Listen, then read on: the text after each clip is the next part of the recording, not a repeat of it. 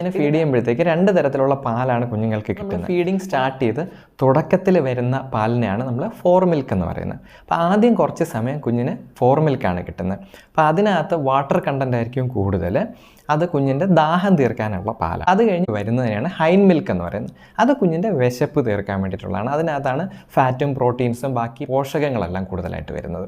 ഇപ്പോൾ കുഞ്ഞിന് ഡീഹൈഡ്രേഷൻ ഉണ്ടെങ്കിൽ കുഞ്ഞിൻ്റെ വായ്ക്കകത്ത് എന്തായാലും ഡ്രൈനസ് ഉണ്ടാവും.